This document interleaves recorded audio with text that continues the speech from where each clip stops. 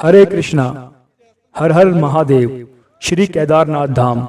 केदारनाथ मंदिर के बारे में दो कथाएं मुख्य रूप से प्रचलित हैं। आज के इस वीडियो में हम मंदिर से जुड़ी दोनों कहानियां आपको सुनाएंगे और मंदिर से जुड़ी जानकारियां भी आपके साथ साझा करेंगे। केदारनाथ मंदिर को 12 ज्योतिर्लिंगों में से एक माना जाता है। केदारनाथ मंदिर भारत में एक प्रमुख धार्मिक स्थल है जो उत्तराखंड राज्य के गढ़वाल जिले में स्थित है। केदारनाथ मंदिर समुद्र तल से 3583 मीटर की ऊंचाई पर स्थित है और यह एक जीवित ज्योतिर्लिंग है। मंदिर के लिए पैदल मार्ग का आरंभ गौरीकुंड से होता है। ये मंदिर जितना पवित्र है उतना ही रहस्यमयी भी है। केदारनाथ मंदिर सिर्फ 6 महीने खुलता है और बाकी के 6 महीने बंद रहता है। जब ये मंदिर बंद किया जाता है तो इसमें एक दिव्य ज्योति जलाई जाती है और जब ये 6 महीने बाद मंदिर खोला जाता है तब वह चमत्कारिक रूप से दिव्य ज्योति जलती हुई मिलती है और मंदिर अंदर से साफ सुथरा ही रहता है। ऐसा माना जाता है जब मंदिर बंद रहता है तो देवी देवता केदारनाथ जी की पूजा करने आते हैं। कहते हैं ये मंदिर 13 से 17वीं सदी तक बर्फ में 400 साल तक ढका रहा था। तो आइए अब आपको मंदिर से जुड़ी पहली कथा सुनाते हैं। ये बात महाभारत के समय की है। जब महाभारत का युद्ध समाप्त कर 5 पांडव श्री कृष्ण भगवान से अपने द्वारा की गई अपने भाइयों की हत्या के पाप से मुक्ति के उपाय के लिए आते हैं, तब भगवान श्री कृष्ण उन्हें महादेव की शरण में जाने को बोलते हैं और 5 पांडव महादेव के दर्शन के लिए काशी नगरी को निकल जाते हैं। परंतु महादेव पांडवों के इस कृत्य से अत्यधिक क्रोधित होते हैं, इसीलिए पांडवों को आता देख महादेव वहां से केदारनाथ चले जाते हैं। पांडव भी महादेव की खोज करते हुए केदारनाथ पहुंच जाते हैं। 5 पांडव वहां पर पहुंचकर देखते हैं कि वहां तो सिर्फ बैल ही बैल हैं। भगवान महादेव पांडवों को दर्शन नहीं देना चाहते थे, इसीलिए उन्होंने बैल का रूप धारण कर लिया। पांडव बैलों को देखते हैं तो पाते हैं कि उनमें से एक बैल बाकी बैल से अलग है। इस पर भीम ने अपना विशालकाय रूप धारण किया और 2 पर्वत की चोटी पर पैर रखकर खड़े हो गए, तो बाकी सारे बैल उनके पैरों के मध्य में से निकल गए, पर बैल रूपी महादेव वहीं खड़े रहे। ये देख पांडवों ने महादेव को पहचान लिया। इस पर महादेव धीरे धीरे धरती में धंसने लगे। ये देख भीम ने उनका ऊपर का त्रिकोणात्मक भाग पकड़ लिया और महादेव को वहां से जाने नहीं दिया।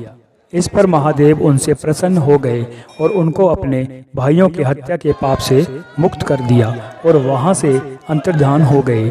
महादेव के इसी ऊपरी भाग को केदारनाथ में पूजा जाता है। धड़ से ऊपर का भाग जहां प्रकट हुआ उसे पशुपतिनाथ के नाम से जाना जाता है, जो कि नेपाल के काठमांडू जिले में स्थित है। शिव पुराण के अनुसार भगवान शिव के एक ही शिव विग्रह का शिरोभाग पशुपतिनाथ है। इसीलिए ऐसा कहा जाता है कि 4 धाम यात्रा करने के बाद भी पशुपतिनाथ के दर्शन किए बिना यात्रा पूरी नहीं होती। जिस ऊपरी भाग को भीम ने पकड़ा था उसे केदारनाथ के नाम से पूजा जाता है। ये पंच केदार का प्रथम धाम है। यहीं से पंच केदार की यात्रा आरंभ मानी जाती है और यहाँ भुजा प्रकट हुई उसे तुंगनाथ के नाम से जाना जाता है, जो कि समुद्र तल से 3680 मीटर की ऊंचाई पर स्थित है। तुंगनाथ को विश्व का सबसे ऊंचा शिव मंदिर माना जाता है। तुंगनाथ की चोटी 3 धाराओं का स्रोत है, जिससे आकाशकामनी नदी बनती है। मंदिर चौकटा से 3 किलोमीटर की दूरी पर स्थित है। यहाँ माता पार्वती ने भगवान शिव को प्रसन्न करने के लिए तपस्या की थी। जिस स्थान पर भगवान शिव का मुख प्रकट हुआ उसे रुद्रनाथ के नाम से जाना जाता है, जो कि समुद्र तल से 2286 मीटर की ऊंचाई पर स्थित है। मंदिर के सामने से दिखाई देती नंदा देवी और त्रिशूल के आकार की चोटी यहाँ का आकर्षण बढ़ाती है। जहाँ भगवान शिव की जटाएं प्रकट हुई उसे कल्पेश्वर के नाम से जाना जाता है, जो कि समुद्र तल से 2200 मीटर की ऊंचाई पर स्थित है। और जहाँ नाभि प्रकट हुई उसे मध्य महेश्वर के नाम से जाना जाता है, जो कि समुद्र तल से 3850 मीटर की ऊंचाई पर स्थित है। 5 स्थानों को मिलाकर पंच केदार कहा जाता है। पहली कथा यहीं पर संपूर्ण हुई। तो आइए अब जानते हैं दूसरी कथा। हर हर महादेव। श्री केदारनाथ धाम के आप दर्शन करते जाइए और कथा का भी आनंद लेते जाइए। दूसरी कथा के अनुसार नर नारायण भगवान विष्णु का ही अवतार थे। उनके 2 जिस्म थे, पर आत्मा एक ही थी।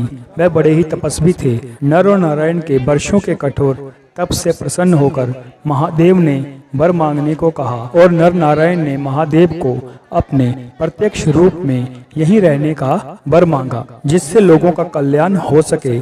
इस पर महादेव अपने ज्योतिर्लिंग के रूप में वहीं बस गए जहां नर नारायण ने तपस्या की थी, जिसे आज केदारनाथ के रूप में जाना जाता है। माना जाता है कि जब नर नारायण तपस्या कर रहे थे तब उनकी तपस्या से इंद्रदेव महादेव वहीं आसन हिल गया था, जिसके कारण इंद्रदेव ने उनकी तपस्या भंग करने के लिए स्वर्ग की अप्सराओं और कामदेव को भेजा, परंतु वो तब भंग करने में असफल रहे। तब भंग नहीं हुआ तो कामदेव और अप्सराओं ने नर नारायण से अपने किए की क्षमा मांगी, परंतु नर नारायण उनके इस काम से क्रोधित नहीं हुए और क्षमा के फलस्वरूप उन्होंने अपनी जंघा से स्वर्ग की सबसे सुंदर अप्सरा उर्वशी को प्रकट किया और उसे इंद्रदेव को सौंप दिया और इंद्रदेव उसे अपने साथ स्वर्ग ले गए। इस प्रकार उर्वशी ने स्वर्ग लोक में नर नारायण की कथा इंद्रदेव और बाकी सभी देवताओं को सुनाई। श्री केदारनाथ धाम और श्री बद्रीनाथ धाम के और भी वीडियोस जल्द ही आपको हमारे चैनल पर मिलेंगे। तो आज के इस वीडियो में हमने श्री केदारनाथ धाम की 2 कथाएं जो प्रचलित हैं वो सुनी। मिलते हैं अगले वीडियो में, तब तक के लिए हर हर महादेव, हरे कृष्णा। ये है बाबा श्री केदारनाथ का अमृत कुंड। यहाँ से निकलता है भगवान भोलेनाथ का चरण अमृत। बाबा जी ने हमें बताया कि पूरे विश्वास के साथ इस जल को पीने से होती हैं सब बीमारियां दूर, और जो भी भक्तगण श्री केदारनाथ धाम दर्शन के लिए आते हैं तो इस जल को अपने साथ घर ले जाना नहीं भूलते। अमृत कुंड श्री केदारनाथ मंदिर के पीछे है। यहाँ पर आपको भीमशिला के दर्शन होते हैं। आइए सुनते हैं बाबा जी ने अमृत कुंड के बारे में क्या कहा।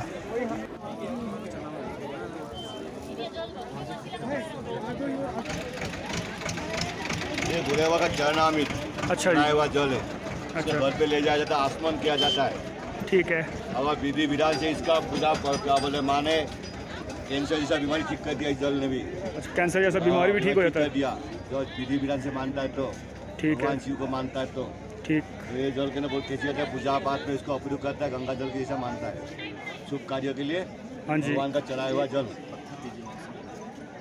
इसको बोले चरणामृत है। मुझे